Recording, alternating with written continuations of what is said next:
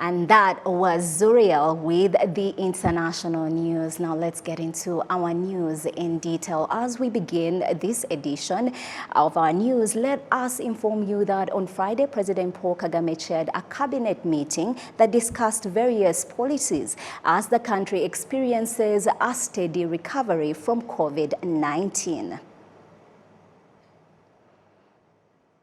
You're still watching RTV News, and on Friday at Urugwiro Village, President Paul Kagame also received Nicola Bellomo, the outgoing European Union ambassador to Rwanda, who bid him farewell after completing a 4-year tour of duty. Zimbabwe's Minister of Foreign Affairs and International Trade has received Rwanda's Minister of Foreign Affairs and International Cooperation.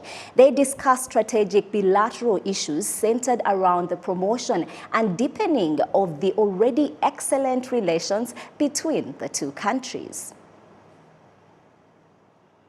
Thank you for staying with us. Moving on, districts with the highest number of children that are malnourished and stunted have noted that the community kitchens and daycare centers for toddlers have been helping to address the problem. Jocelyn Mugwaneza filed this report.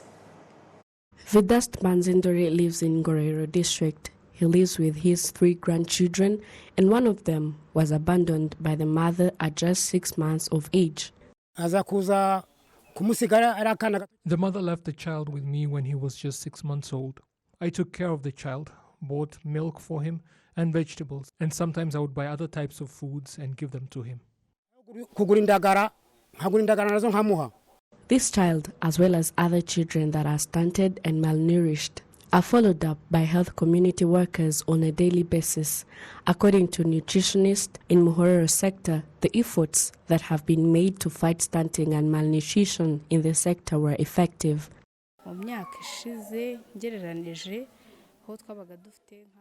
In previous years, we had 15 to 20 children to care for, but they reduced because we can't even have only 2 per month, and we shall probably end the year without even having 20 children in the year.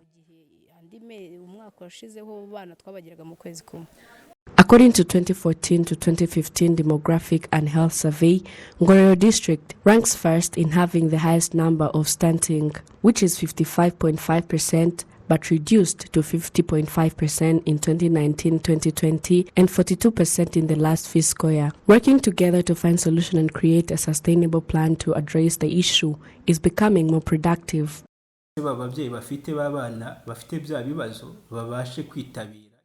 Those parents with stunted children or those that are malnourished participate in the community kitchen program, and there are vegetable gardens at the cell level so that children are cared for together at the cell level.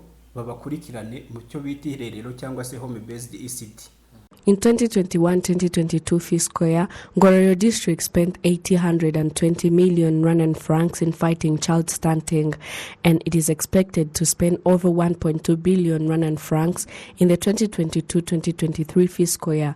However, parents are also expected to contribute in their children's growth. Food is not an issue. We should know how to prepare a proper nutrition for our children. It is of a value because our children grow well with no stunting. From the fiscal year 2017-2018 to 2021-2022, due to the seriousness of the problem of stunting and malnutrition among children under 5 years, the budget allocated for activities to deal with this problem increased over 5 times because it increased from 8.4 billion to 50 billion francs. However, the Auditor General of Rwanda, Alexis Kamuhire, points out that some districts experienced delays in getting funds to fight malnutrition. The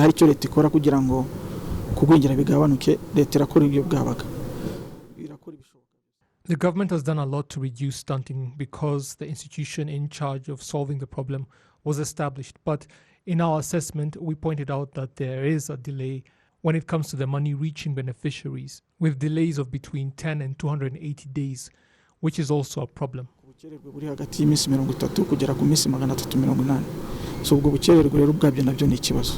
His Excellency President Paul Kagame has repeatedly asked why stunting and malnutrition among young children has persisted, as was the case during the 15th National Leadership Retreat back in 2018. We have talked about this many times, malnutrition so many times. When we discuss other matters like security, we are among the best. Why do we keep falling behind when it comes to malnutrition? Why is that? How can poor nutrition continue to affect our children to the point of even affecting adults? What is missing?